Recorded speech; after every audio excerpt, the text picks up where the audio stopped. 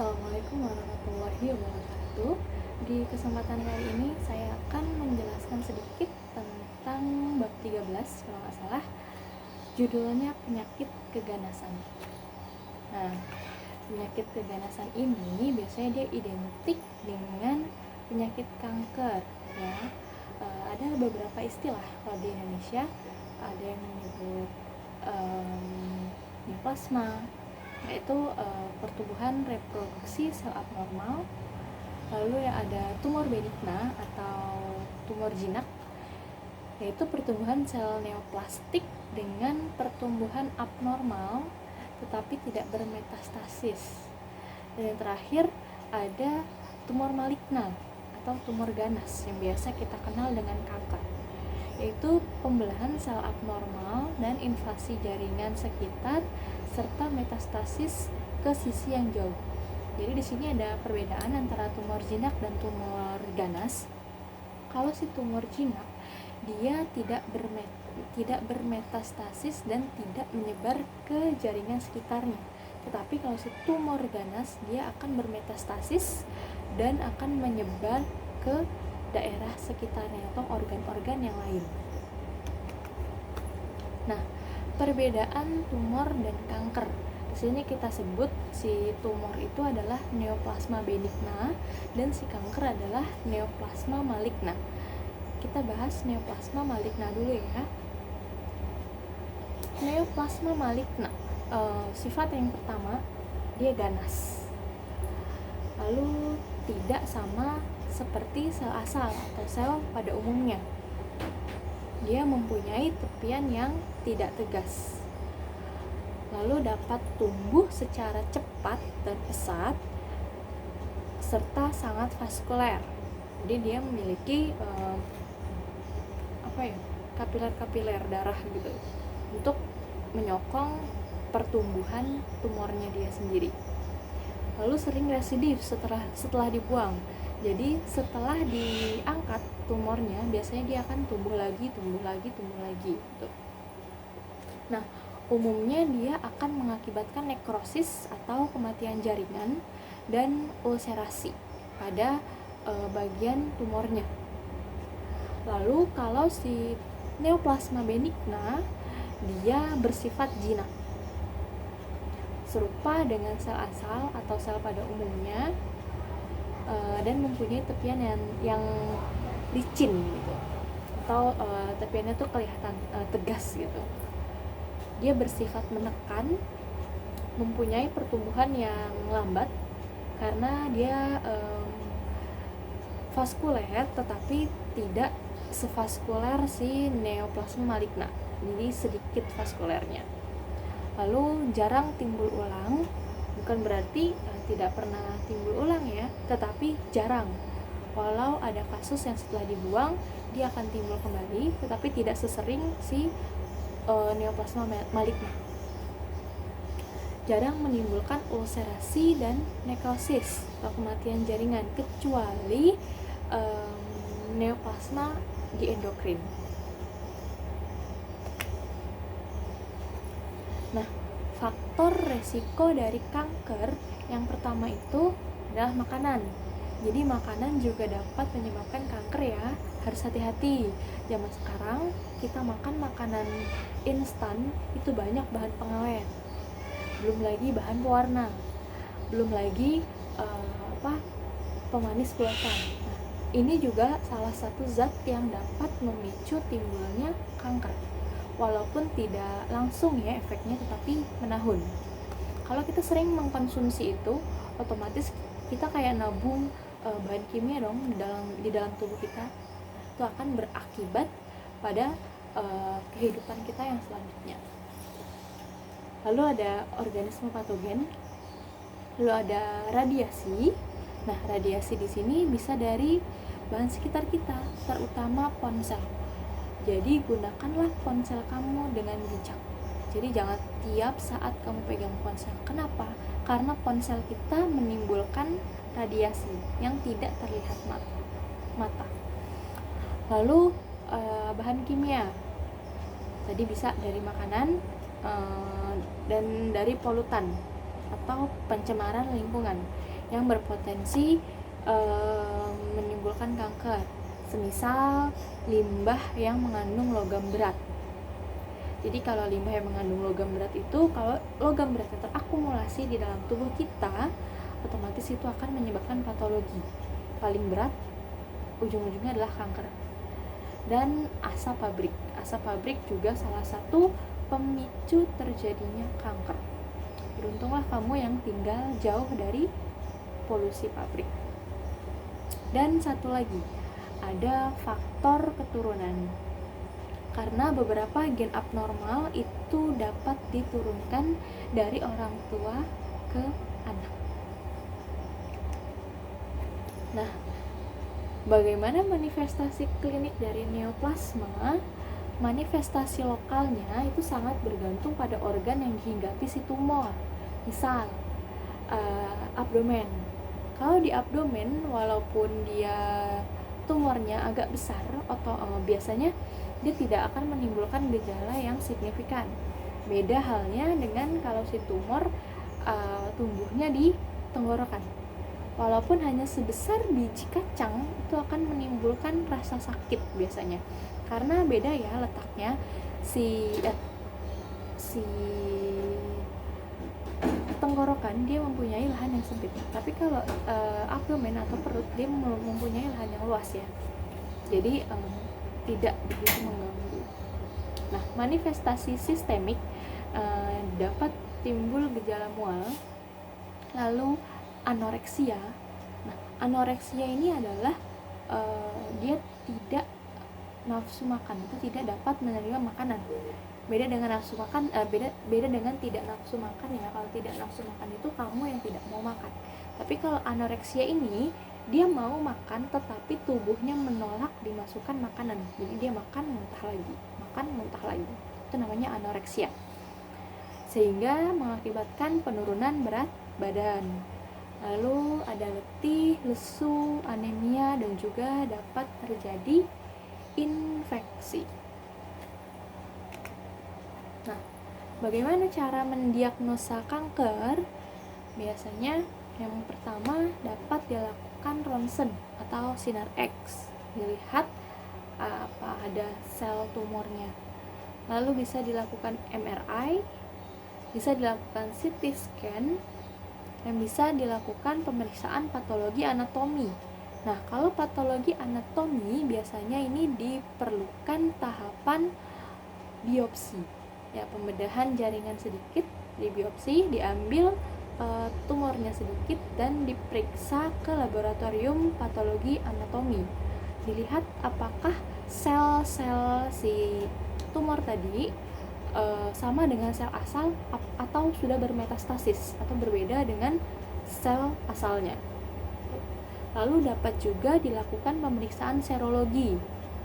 Diambil darah pasien dan dicek penanda kankernya.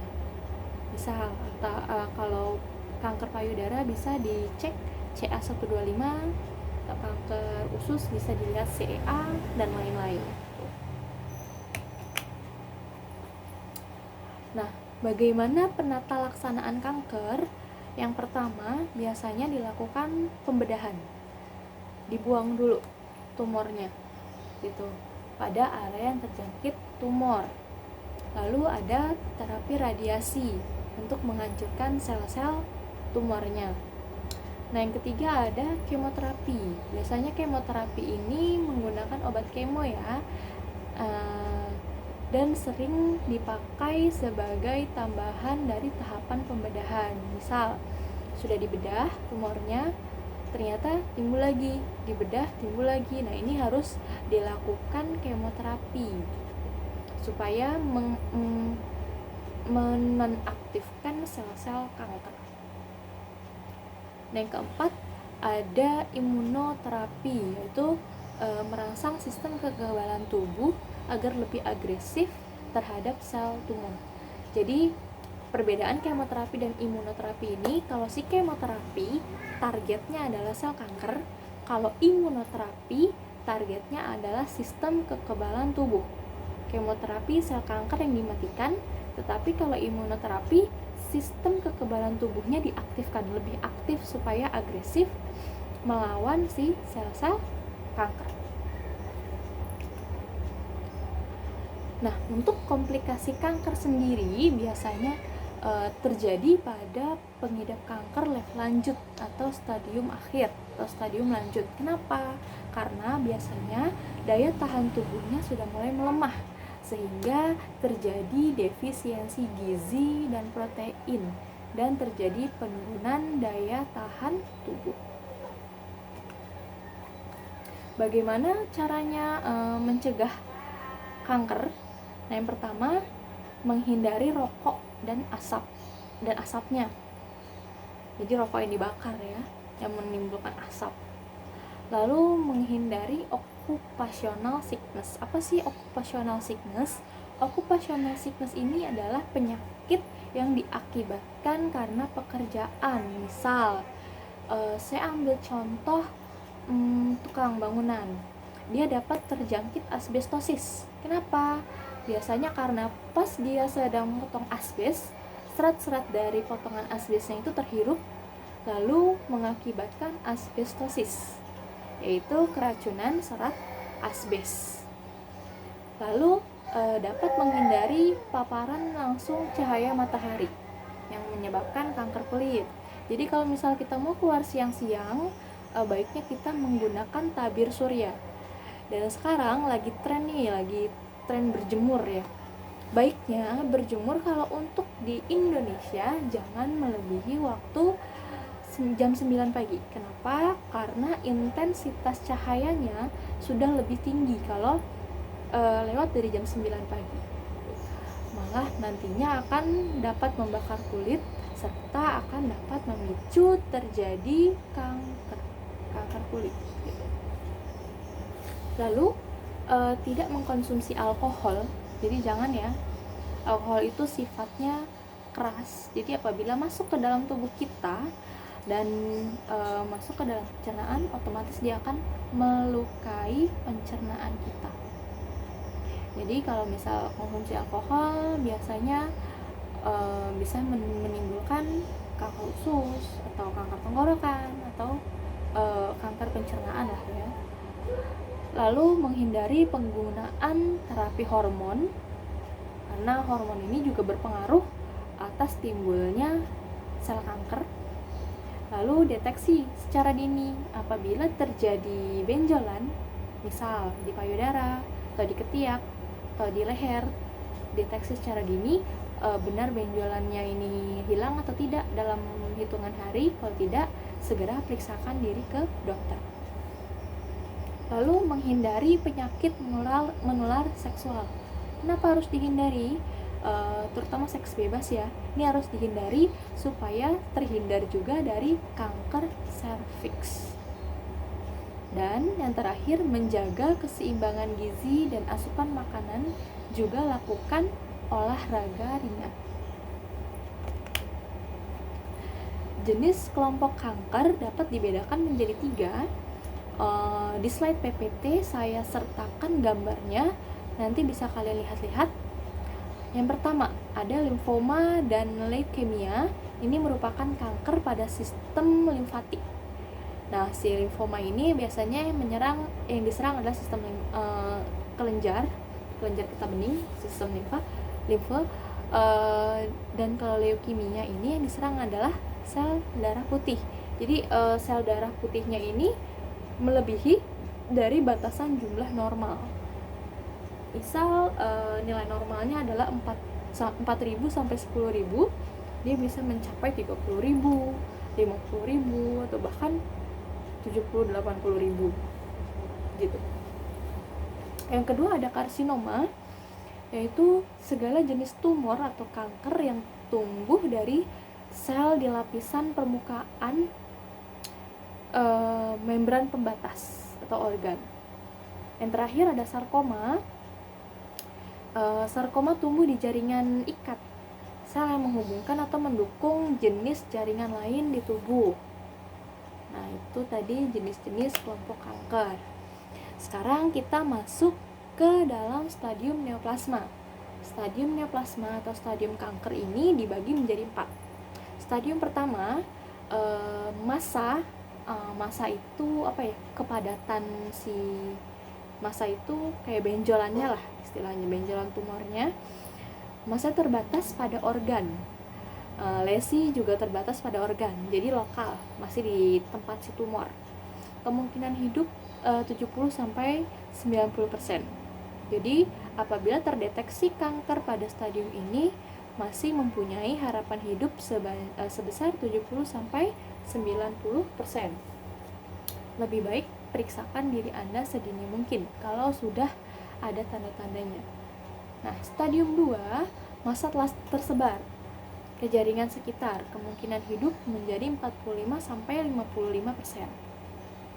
Stadium ketiga, massa meluas, melekat pada dasarnya. Jadi kalau pada stadium ini sel kanker sudah kuat, sudah mempunyai akar, sudah mempunyai pegangan. Kemungkinan hidup hanya 15-25%. Yang terakhir, stadium 4 atau stadium lanjut. Ini tanda metastasis sudah jauh, bisa jadi timbul kanker di organ-organ yang lainnya. Kemungkinan hidupnya hanya 0-5%. Nah, sekian untuk pembahasan penyakit keganasan. Saya akan membacakan beberapa soal, harap dicatat soalnya, nanti dikerjakan dan dikirimkan ke email saya. Sebentar, saya bacakan soalnya. Nomor 1.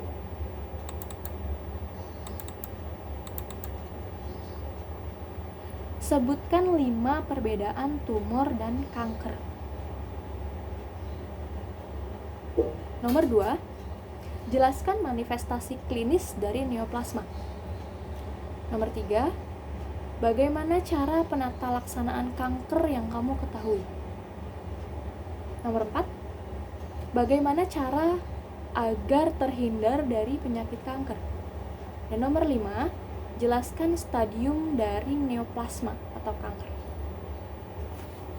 Jawaban saya tunggu hingga jam 2 sore atau jam 14.00. Jawaban diketik dalam Microsoft Word, bisa dipindahkan menjadi file PDF, dikirim ke email saya, aistimumpuni@gmail.com, ICETEAMUMPUNI@gmail.com. Sekali lagi, saya tunggu sampai jam 2 sore atau jam 14.00. Sekian dari saya, terima kasih perhatiannya. Wassalamualaikum warahmatullahi wabarakatuh.